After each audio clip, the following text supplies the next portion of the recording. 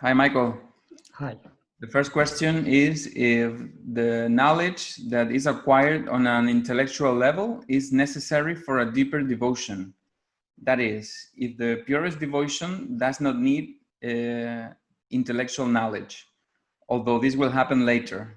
And between brackets, it will be evident in the devotee's consciousness. The knowledge acquired on the intellectual level is necessary for the understanding of the teaching. What is the process by which intellectual knowledge is converted into an intelligence of the heart, Vignana, and this into consciousness? Okay. Firstly, when we talk about at an intellectual level, that implies that there's one intellectual level. In fact, there are many layers of many levels of intellect.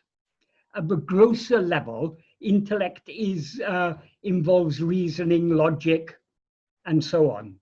But at a deeper level, intellect is just the ability to see things clearly.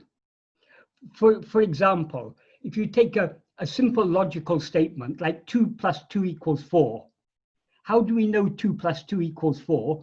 Because we can recognize the connections. There's logical connection between the number 2 plus 2 equals 4. We can see there's a logical connection there. So the intellect essentially is the ability to see clearly, to distinguish one thing from another, and to see connections. So at the grosser level, this is at the level of conceptual reasoning and logic. But there are many subtler levels of intellect, as one perceives at a deeper and subtler level. So on this path, we first begin with it's first necessary to have a conceptual understanding. Sorry, Michael, I lost you for like 10 to 15 seconds. Yeah. Yeah, okay. That? On this path, it's first necessary to have a clear conceptual understanding of the teachings. That is, why do we need to know ourselves? Why does Bhagavan say that happiness is our real nature, but there's no happiness in anything other than ourselves, anything external to ourselves? And that the one thing we are all seeking in so many different ways is happiness. So if we want to attain that happiness, which is our real nature, it's necessary for us to know ourselves. We need to understand the reasoning behind this very clearly. Bhagavan has explained this very clearly.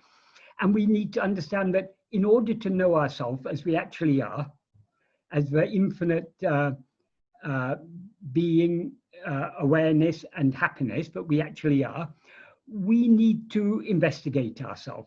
We need to turn our attention away from other things, back towards ourselves. So there's so many, but Bhagavan's teachings are very rational and logical, and they're based on premises which are our own experience.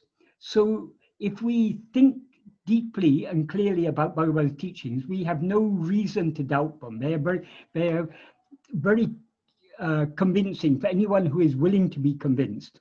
Of course, there are many people who are not willing to be convinced because they want to still believe in the reality of the external world. They still want to believe in that I am such and such a person, and so on. So there has to be the intellect ultimately is controlled by our will.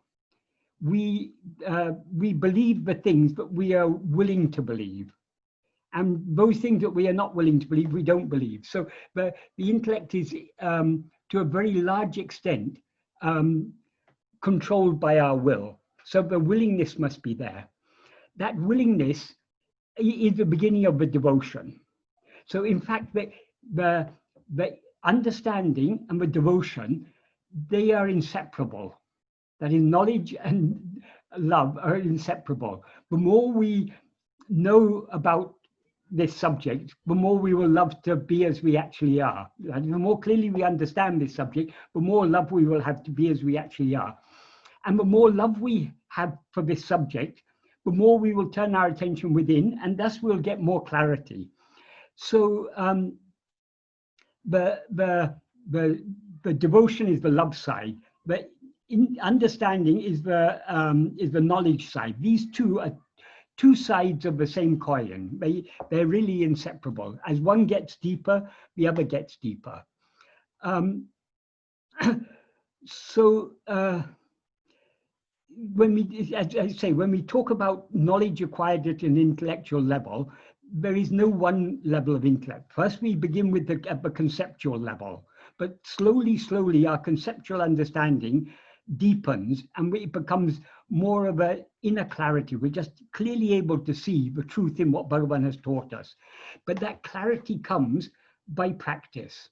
By the practice of self-investigation and self-surrender, we will get a deeper and deeper clarity of understanding, which is much deeper than the conceptual level, but it's not, it's not something completely different to the conceptual understanding, because even the conceptual understanding is possible only with a certain amount of inner clarity. But as we progress on the path, that inner clarity becomes deeper and brighter, so to speak, clearer.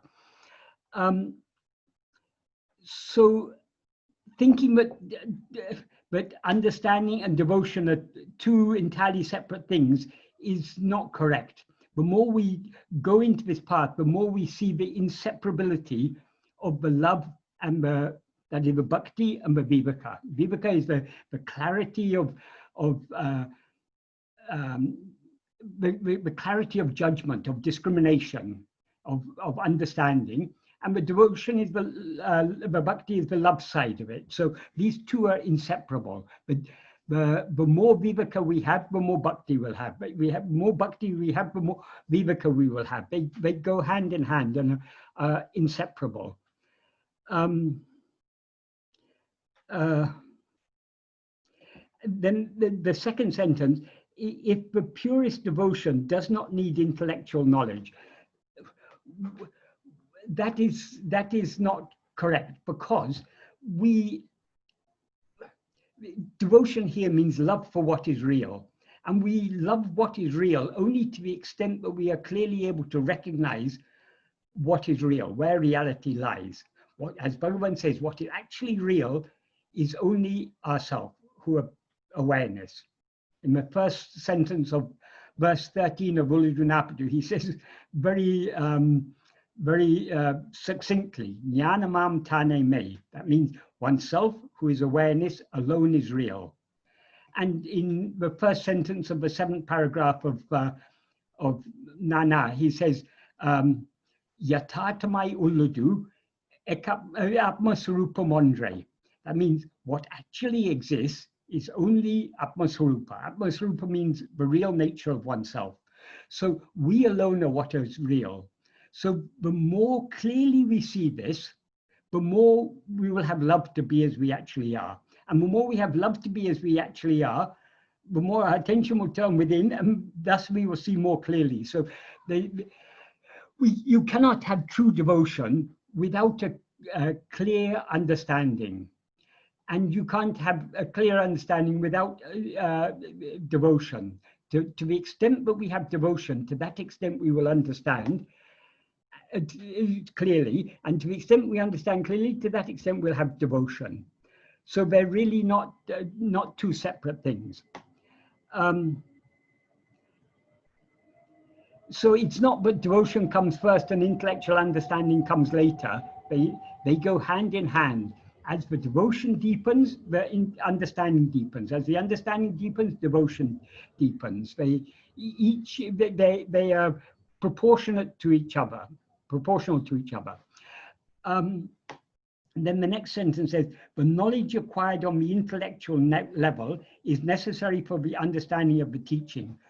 Yes, obviously but it's on the intellectual level. It's when we say knowledge, it doesn't mean knowledge in the sense of information. There's very little conceptual knowledge. I mean informational conceptual knowledge that we need to understand Bhagavan's teachings, because his teachings are extremely simple. but we just need to be willing to understand them, and we need to have the clarity of mind to recognize the truth in the simple teachings that Bhagavan has given us. And the next question was, or the main question was, what is the process by which intellectual knowledge is converted into an intelligence of the heart, Vignana, and this into consciousness? I think what is meant here by intellectual knowledge is the conceptual understanding. What is meant by intelligence of the heart of Vignana is inner clarity. And then how is this converted into consciousness? It's not a matter of converting one into another. These are all on a continuum. As we go deeper in the path, as we practice self-investigation and self-surrender more, the inner clarity will shine more. As the inner clarity shines more, what Bhagavan has taught us in words will become more clearly. We'll have a greater clarity of understanding and a stronger conviction. So, what begins off as a conceptual understanding, by means of that the conceptual understanding begins with Sravana, that is with hearing the teachings, and then we think carefully about it, and then we understand it clearly. But then it's deepened by the nididhyasana. Nididhyasana means literally contemplation. Contemplation on what? Contemplation on what is real, that is ourself. So self-attentiveness is the way to deepen what begins off as a conceptual understanding becomes deeper and clearer by means of self-investigation. And by means of self-investigation, we are thereby surrendering ourselves more. As we surrender ourselves more, the love becomes more. And the more there's love, the more we'll surrender. All these things go hand in hand. So it's just so the answer to the question, what is the process by which intellectual knowledge is converted into an intelligence of the heart and this into consciousness? Rather than saying converted into, I would say matures into, but in other words, becomes deeper and clearer. The process is what the path taught by Bhagavan, namely self-investigation and self-surrender. I hope this answers clearly that question. Let's see some. I have some questions. Yes. Because, for example, Mike, you said that at the beginning, you said that the reasoning and logic are like the grosser levels of the intellect. Yes. And so when you have clarity of mind, that act of having clarity of mind is not connected with logic to say this 2 + 2 is 4, because it's just an experience, like a revelation in a way. But that's what logic is. Logic is putting in thoughts or words or numbers or whatever. It's putting it's making connections, seeing connections. But in order to see those connections, you have to have a certain clarity of mind. If someone is, say, due to some accident or for some reason or other, someone is mentally retarded, they may not be able to understand when you say 2 + 2 = 4. They may believe you, but they may not be able to see why 2 + 2. Why shouldn't 2 + 2 = 5? If they're not able to see the connection, they won't be. So all logic, all reasoning is based on our ability to see logical connections. Okay, another logical statement: a square circle is impossible. That's a logical statement, but you either see that or you don't see it. If someone says, well, no, why shouldn't we have a square circle? How can you convince them? You can't, they're not able to see it. So all logic, ultimately, it requires an inner clarity. But obviously for understanding gross things like mathematics and reasoning about external things, doesn't require a very deep and subtle clarity. It requires a certain level of clarity. but not a very deep clarity. But in order to understand this, what Bhagavan has taught us, though what Bhagavan has taught us is even simpler than 1 + 1 = 2, I mean, it's so simple, but it requires a deeper and subtler clarity in order to see the truth in what Bhagavan says. For example, when you say Bhagavan says that happiness is not outside or in the things outside, and when I satisfy a desire, for example, the agitation of my mind subsides, and therefore my inner happiness or the happiness I am shines. Yes. I understand that. I mean, it makes sense and it's logical. I can make sense of that. But it's not like I don't have total clarity to see that, for example. But so logically it makes sense, but I didn't get to the next level. Exactly. But if you say this same thing to someone whose mind is extremely outward going, who has very strong desires, who desires lots of money and political power and control over people, all sorts of things. If their mind is so strongly outward going, they won't be able to see the truth in what Bhagavan says. No, happiness is attained only when I get more money, when I get more power, when I get more this, when I get more that. Because their power of viveka is so clouded, they won't be able to see. But actually the happiness that they seem to be deriving from all the getting a big car and having a fine mansion and being able to have a private jet and a big yacht and all these things, the happiness that they seem to acquire from all these things is actually coming from within. That they won't be able to see because they don't have that sufficient clarity. Yeah, that's right. Yeah, and also on this path, you mentioned that they go hand in hand, like in intellectuality and devotion. Yeah, but yes. Bhakti and jnana are inseparable. Mm-hmm. However, in this, I've seen people, and myself too included, of course, I've seen people who are more of the intellectual kind and others who revile, in a way, intellectuality because they think that intellectuality has nothing to do with spirituality. It's more connected. Spirituality is more connected to the heart, and intellectuality is for science and so on. Yeah. And some people neglect the intellectual side of the path. But that is due to lack of clarity. The more clearly we see, the more we will see the connection between clarity and love, bhakti, viveka and bhakti. To see that requires a certain amount of clarity. Many people have good devotion, but their devotion lacks discrimination. They think God is something other than themselves. They think there are people who follow the Dvaita Marga, the path of dualistic devotion.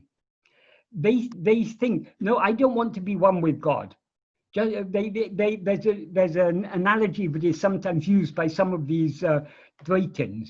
They say, I want to be a honeybee drinking the honey. I don't want to drown in the honey. But only when I'm separate can I enjoy it. Bhagavan's answer to that is Satchidananda insentient like honey?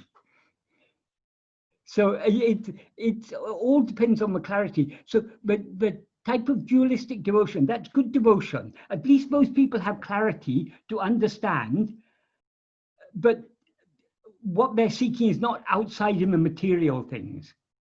They think it's in God, but they still think of God as something other than themselves, something higher than themselves for them to attain. That is good. That is, they wouldn't have such devotion if they didn't have a certain degree of viveka. Otherwise, they'd be devoted only to the material things of the world. They'd be seeking only the material things. No, they are seeking God, and they believe happiness lies only in service to God or whatever. So to that extent, they're having clarity. But the more they go deeply into the path, because if we truly love God, we would want to give everything to God. We want to give ourselves to God. So long as we want to retain a separate identity, a separate individuality. So long as we want to be separate from God, we are not yet ready to give ourselves entirely to God. When the love matures, we want nothing more than to give ourselves entirely to God. When we give ourselves entirely to God, what remains? Only God. That is, we lose ourselves in God. So there are different levels of bhakti, and those different levels are related to different levels of clarity of understanding. At a conceptual level, the Dvaitins maybe seem to be as intelligent or as reasonable as the Advaitins. They may give. There are so many in Indian philosophy. There are so many arguments for different types of philosophy. I mean, Advaita is just one among many philosophies. So the Dvaitins, they have their own arguments against Advaita. If we see those arguments, because we are drawn to the path of Advaita, we'll be able to see the shortcomings in their arguments. But for them, their arguments are very strong arguments, it seems to them. So they think Advaita is a flawed philosophy. Yes. They have their own reasons for that. But in our view, it's different. So it's all to do with what type of philosophy appeals to one, what type of philosophy strikes one as true, depends upon the inner clarity of mind. And that inner clarity of mind is related to the devotion. And the true measure of devotion is the extent to which we want to give ourselves entirely to the one we love. If we truly love, even in a worldly sense, if you truly love someone, you're not thinking of what you can get from that person. You're thinking of what you can give to that person. You want to make that person happy. So you want to give all that you've got to that person. So it's likewise in the path of bhakti. If we, at the very gross level, at the very immature level of bhakti, people aren't really devoted to God. They pray to God for wealth, health, well-being, happiness for their family, maybe going to heaven after they die. There's so many things they want from God. So their devotion is not really devotion to God, it's devotion to the things they think they can get from God. But as the devotion gets deeper, we no longer want anything from God. We just want God alone. But even wanting God is still, I want God for me. That's still not the deepest level of devotion. The deepest level of devotion is, I want to give myself to God. I don't want anything from God. I just want to give myself, lose myself in God. So there are different levels of devotion which correspond to different levels of clarity of understanding. And going back to another analogy, I don't know if it's right to say this, but just like scientists or some people like who research on different topics, like they think too much. They have to think a lot, and they have to use reasoning and logic. And they say, I don't know if that's true, but that revelations come when they're not thinking about that. Maybe they did a fair amount of thinking, and when in a moment when they were less expecting it, suddenly all of a sudden the revelation came. Here, I mean, the intellectual side is in a way, the clarity is in a way that prepares the field, the terrain, the soil in a way to come to clarity, for clarity to come. I mean, an example of this is Einstein. I don't know the biography of Einstein precisely, but obviously his mind was dwelling on these subjects. And this theory of relativity, the general theory of relativity, came to him as something he just saw that is the case. But then he spent most of the rest of his life finding ways of firstly he had to justify what the theory that he had come up with. He had to find evidence for it, and he did. Experiments were done, and it was found light does actually bend and things like that. So what he understood from an inner clarity, it was later proved through research, and then he spent a lot of his life refining that. That is the way things go. But I suppose you can call them intuition. The intuitions of the scientist, where they're suddenly able to see something. Because the scientist's mind is going outwards, they do get a form of clarity, but it's a form of clarity only about the appearance, not about what is real. Because all science is concerned with phenomena, with appearance. And they believe the phenomena are real. Because their minds are going outwards, but the more we allow our mind to go outwards, the more real this world seems. And we have to keep into account the practice, of course. It's not only practice of going within and But the more we turn our mind within, the more our intellect gets refined. But there's there are various words in Sanskrit that mean intellect. One word that means intellect, in some, not in all contexts, but in many contexts, is mati. Bhagavan uses this term mati quite often. In Ulladu, I can think of at least 3 verses where he's used mati. In verse 19, he uses mati in the sense of will, when he talks about viti mati mul, that is fate and will. Fate is vidhi and mati means will in that context. But in other contexts, he uses mati in the sense of intellect, but not in the sense of a gross reasoning function of intellect, but in the intellect at its subtlest level. And he uses 2 terms. In verse 23, he says nun matiyal, by a subtle intellect. See what this, that he investigate this I with a subtle intellect. That intellect doesn't, obviously it doesn't, it's talking about he uses the word nun, subtle. So he's not talking just about the reasoning level, he's talking about it at a much deeper level.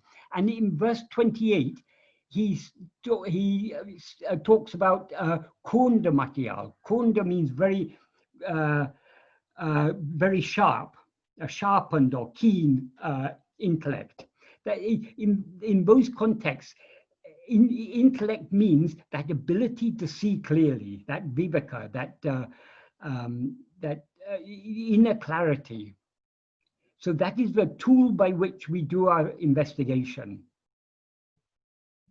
Yes, and another thing I would like to ask is about the Neti Neti process, because you said in a meeting that that we have to understand, at least in an intellectual way, as a prerequisite for this path, we should do some Neti Neti, even though it's in a conceptual intellectual level, to know that we are not anything we are aware of.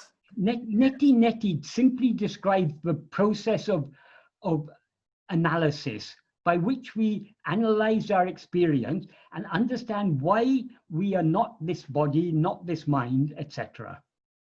So that's all it is. So Neti Neti is not a practice in the sense of Neti Neti is manana. At the level of manana, we have to think clearly, and we have to analyze our experience and understand why we are not this body, why we are not this mind, etc. So is it exclusively an intellectual practice? It's an analytical process. So yes, it is intellectual, but it's at the conceptual level. It's the more superficial level. I'm not saying it obviously you need to have a certain degree of clarity in order to see. Like if you tell most modern philosophers or scientists, I mean, they're looking for how this brain becomes conscious. They're not able to distinguish, but see clearly. But consciousness is something different from the body, and the brain are objects of consciousness, things perceived, they're content of consciousness. But what is conscious is something other than that. They're not able to see that. And if you point that out to them, they'll say, oh, you're a dualist. You're saying that consciousness and the mind and matter are 2 separate things. It's not dualistic. What we are saying is that there is no matter, there's no physical things other than the mind. It's all mental. It's all the whole world. Why we believe there's a world? Because we perceive it. So the world, as Bhagavan says in verse 6 of Uludunapadu, is nothing but the 5 kinds of sensory perception, 5 kinds of sense impression, or whatever you call it. The world consists of nothing but sights, sounds, tactile sensation, tastes, and smells. Take away these, and where's the world? But I mean, but we can see this clearly because we're following Bhagavan's path and trying to put into practice what Bhagavan says. But for many very intelligent scientists and philosophers, they're just not able to see this because their intelligence is an outward-going intelligence. So they may be able to see many outward things very clearly. They may be, in a certain sense, more intelligent than us. I mean, they may be able to understand very complex mathematics and physics and all these things, which we would just, it gives a headache. So, and if you see philosophy, a lot of philosophy is extremely complicated. But the more complicated things are, the less clarity there is. Clarity lies in simplicity. And even in science and in philosophy, they recognize that what they call Occam's razor, the principle of parsimony. But generally, the simpler explanations are more likely to be true than the complex explanations. But they're still, because their minds are going outwards, they're always seeing complexity. I just read something yesterday, some philosopher was arguing, but consciousness is extremely complex. And it's an extremely complex thing, and it's such a challenge for science to understand consciousness because consciousness is so complex. But consciousness is actually, there's nothing simpler than consciousness. What is complex is the things, the objects of consciousness, the content of consciousness, the things we are conscious of, they are complex, but consciousness is simple. Consciousness is a screen on which all this complexity appears. But they cannot distinguish the screen from the picture on the screen, so they think, oh, the screen is very complicated. And of course, if we take consciousness as an object of study, it's even... Yeah. They think they can, but because consciousness it is cannot be an object to study. Yes. Of course. They think consciousness is a phenomenon to be studied. Exactly. Michael, about the Neti Neti, because we can get to a certain point only with Neti Neti, because as you say, it's intellectual. So at what point should I stop in the sense that, okay, I'm not my thoughts, I'm not my feelings, I'm not, because they come and go and so on. So, okay, I kind of sense that, yes, it's what is left. I mean, what is aware of all this. So is that, I mean, having a clear understanding of that, is enough, or you should... Neti Neti is essential to begin the process. We don't have to call it Neti Neti, but essentially what Bhagavan teaches us about why we are not this body and mind, that essentially is Neti Neti. That is that we need to clearly be able to analyze our experience and see why we cannot be anything but any phenomena. No phenomena can be what we actually are, because phenomena appear and disappear. We cannot be anything in the absence of which we exist. So since we exist in all 3 states, and what we experience in waking and dream, we don't experience in sleep. So sleep is the basic state. And sleep gives a clue to what our real nature is. Our real nature is nothing but pure awareness. That is awareness that is aware of nothing other than itself. Because that is what our experience in sleep. Even now, that pure awareness is there, but superimposed upon it is all this experience of phenomena. So we need to be able to analyze our experience and recognize this. But that is just the beginning. Once we've understood that, then we have to, once we've understood that what we actually are is just the fundamental awareness of our own existence, I am, once we understand that, we then have to begin to investigate that. Because merely understanding I'm nothing but pure awareness doesn't solve the problem, because we are not experiencing ourselves as pure awareness now. Now we're experiencing ourselves as an awareness that is aware of so many things. Firstly, it's aware of itself as I am this body. And secondly, it's aware of all these other things. So it's not pure awareness. Pure awareness, without pure awareness, it wouldn't shine. This mind of this ego wouldn't shine without pure awareness. So pure awareness is there as the adhisthana, the basis on which this ego is functioning. But this ego is not what we actually are. Because even this ego, it appears with phenomena and disappears with phenomena. It's there in waking and dream, it's absent in sleep. So this ego cannot be what we actually are. So we need to reason and understand this, and then we need to investigate ourselves. But okay, then another problem arises. If I'm not this ego, how can I investigate myself? Because I don't know the pure awareness. Then we have to understand, though we are not this ego is nothing other than what we actually are. Just like the snake is nothing other than a rope. So in order to know the rope, all we have to do is to look at the snake very carefully. Likewise, in order to know what we actually are, we just need to look at this ego very carefully. If we look at it, there's no such thing to be found. What remains is just pure awareness. Yeah, so a person who rejects in a way intellectuality on this path it's needed. It's helpful. I mean, because of course it's needed. Of course it's needed, because this is the path of Vignana. Vignana, ultimately, Vignana means pure awareness. But in order to experience ourselves with pure awareness, we need to use what is it that gives light to our intellect to understand things? Even to understand that 2 + 2 = 4, it's by the light of pure awareness that we're able to understand that. It's by the light of pure awareness that we're able to see all this world. And even to start doing the practice. I mean, somebody can show up on this path and say, "Oh, give me the practice. I'm going to just to ask myself, who am I? And I'll just figure it out myself." And you need to understand. You need to understand why you're asking who I am. If you don't ask, you'll be asking and you'll be going around in circles. So many people think, okay, it's our real nature is devoid of thought, so all I have to do is to remove all thoughts. And they get involved in this futile effort of trying to be without thought, without understanding that the I who is trying to be without thoughts, and the I who said I was for 20 minutes in meditation without any thoughts, that I is itself a thought. The 20 minutes is itself a thought. The meditation is itself a thought.